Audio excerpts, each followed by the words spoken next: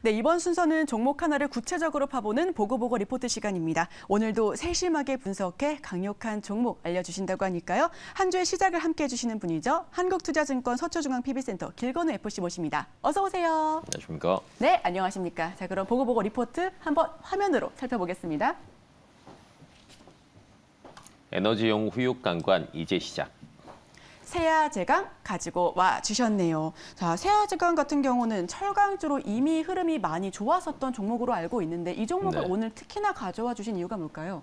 그 이제 세아제강에서 많은 매출 비중을 차지하고 있는 게 이제 후육강간이라고 하는 건데, 후육강간이 그 LNG 프로젝트라고 이제 하는 뭐 터미널에도 들어가고 중간에 이제 파이프라인에도 들어가거든요. 그러다 보니까 앞으로 LNG 시장 자체가 굉장히 커질 수밖에 없는 구조다 보니 뭐 지금도 늦지 않았다. 사실은 세아제강이 이제 최고치를 계속 경신을 하는 패턴을 보이고 있다 보니까 사실 부담스러워 하시는 분들도 있을 거예요. 이게 언제까지 갈 거냐라고 생각하시는 분들이 있을 텐데 저는 조금 더 길게 가지 않을까라고 생각을 해서 한번 가지고 와봤습니다. 조금 더 길게 가지 않을까 해서 가치주로 가지고 와 주셨는데 오늘 또 사실 러시아가 전승일입니다. 네. 오늘로부터 계속해서 또 모멘텀을 기대하고 계신 건가요?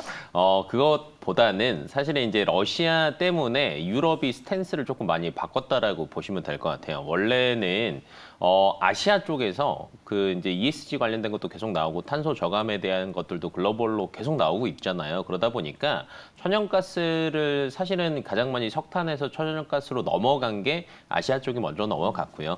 그 다음에 이제 유럽 쪽이 넘어갔는데 유럽에서 천연가스는 사실은 대부분 수입하는 데가 러시아 쪽이었다고 생각을 하시면 될 것 같아요. 그런데 이 러시아에서 문제가 생기다 보니 이게 오늘 내일은 아닐 거라는 거고, 그다음에 앞으로도 또 문제가 생길 때마다 유럽에서는 그 수입에 의존을 하고 있기 때문에 뭐 문제가 생길 수밖에 없다라고 판단이 돼서 이제 이거를 러시아산을 최대한 줄이고 이제 딴 데로 넘기겠다라고 이제 얘기가 아예 나오고 있고요. 뭐 아예 이제 수치상으로는 올해 말까지는 기존의 러시아산 천연가스를 수입을 하고 있는 것들을 3분의 2 수준으로 이제 축소를 시키고 2030년까지는 완전히 우리는 러시아산에서 독립하겠다라고 얘기를 하고 있는데 아예 뭐 입법을 하기도 했어요. 뭐 전체적으로 이제 얘기를 한 것 중에 하나가 재생에너지나 수소 도입을 확대를 하고 천연가스 공급을 굉장히 다각화하겠다라고 얘기가 아예 나왔고요.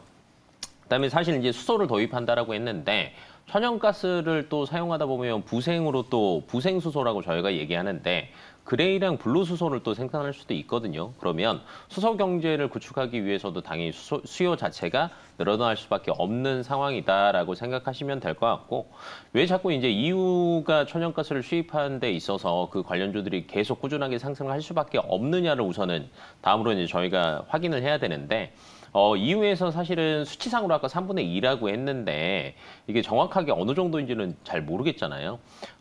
작년도에 EU에서 유럽에서 러시아산 천연가스를 수입한 게 155 BCM이거든요.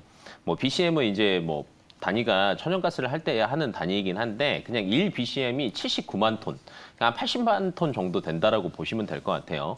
근데 이제 올해에 50 BCM 정도, 그러니까 한 4천만 톤 정도는 러시아 말고 다른 지역에서 충당을 하겠다라고 이제 얘기를 했어요. 근데 여기서 충당할 데가 사실은 별로 없습니다. 미국밖에 없습니다. 왜냐면 이제 이미 작년도에 유럽에 수출을 제일 많이 한 데가 미국이기도 했지만 대부분 호주랑 카타르산 같은 경우에는 아시아에서 최대한 많이 사용을 하고 있거든요. 그러다 보니 미국산에 의존을 할 수밖에 없는 상황이고, 그다음에 미국 같은 경우에는 사실은 이미 가지고 있는 터미널이라고 하는데 가동률이 100% 거의 다 찼어요. 그러니까 신규 투자를 안 하면 뭐 더 이상 수출을 늘릴 수가 없는 상황이다 보니까 신규 프로젝트에 관련된 이슈들도 꾸준히 나오고 있거든요. 그래서 뭐 관련 주들이 긴 흐름을 가져갈 수 있지 않는 구조가 되어 있지 않나라고 생각하고 있습니다. 그렇다면 철강주, 강관주 정말 수많이 또 많죠. 존재하잖아요. 그중에서 세아제강을 가져오신 이유가 있을 것 같은데 이 종목만의 특장점 설명 부탁드릴게요. 이제 세아제강 같은 경우에는 저희가 이제 후육강관이라고 얘기하는데 STS 후육강관이라고 들어보셨을 텐데 그냥 쉽게 얘기하면 스테인레스입니다. 스테인리스인데 원유 같은 경우에는 사실은 탄소강이라고 해서 조금 더 두꺼운 걸 사용을 하고요. LNG 터미널이랑 LNG 선박 같은 경우에는 스테인리스를 사용을 한다라고 보시면 될 것 같아요. 왜 그러냐? 천연가스 같은 경우에는 사실은 기체로 되어 있다 보니까 이게 부피가 너무 커요.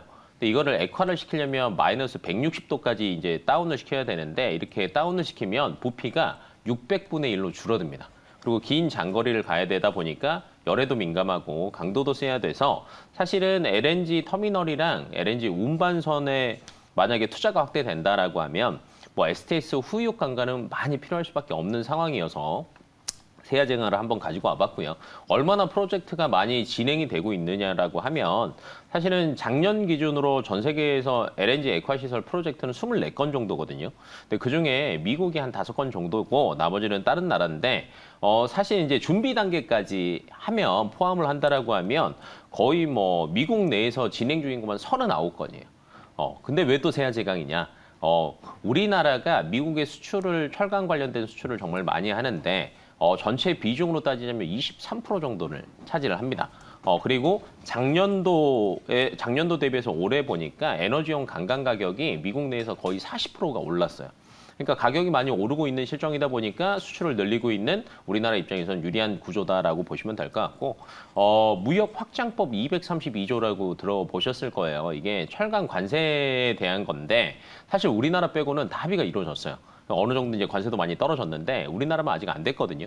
근데 이제 한미 뭐 이제 그게 정상회담이 예정되어 있잖아요. 그러다 보니까 여기에서 어느 정도 이게 합의가 이루어지지 않을까라는 기대감이 또 남아 있어서 이때 또 슈팅이 나올 수 있는 구조다라고 보시면 될 것 같고 그다음에 추가적으로 재작년도에는 포스코랑 캐나다에서 뭐 LNG 프로젝트 참여했었던 적도 있고요. 작년에는 모잠비크에서 또 참여도 했고 뭐 앞으로도 사실은 여러 군데서 참여를 하는 뭐 수주 기대감들도 사실은 굉장히 많이 남아 있다 보니까 세아제강 같은 경우에는 여전히 저는 최고치를 갱신할 수 있는 체력이 많이 남아 있지 않나라고 보고 있습니다. 체력이 아직 많이 남아 있다라고 네. 말씀해 주셨는데 그럼 그 체력으로 어디까지 달릴 수 있을까요? 가격 전략 들어보겠습니다. 지금 이제 17만 원대를 왔다 갔다 하고는 있는데 저는 뭐 못해도 20만 원대는 충분히 갈 수 있지 않을까. 많이 올라가네요. 네, 라고 생각을 하고 있고요. 네, 그다음 반대로 근데 손절선 라인 같은 경우에는 사실 큰 조정을 받은 적은 아직은 없어요. 그래도 조금 보수적으로 대응을 해서 한 15만 원 라인으로 대응을 하시면은 저는 괜찮지 않을까 싶습니다. 네, 목표가 20만 원 그리고 손절가 15만 원 선에서 제시해 주셨고요. 오늘 봄처럼 화사한 옷을 입고 와 주셨습니다. 이렇게 화사하게 입고 와 주신 만큼 이 종목 역시 또 예쁘게 또 올라갈 수 있도록 우리가 함께 지켜봐 보겠습니다. 지금까지 한국투자증권 서초중앙 PB센터 길건우 FC와 함께했습니다. 오늘 말씀 고맙습니다.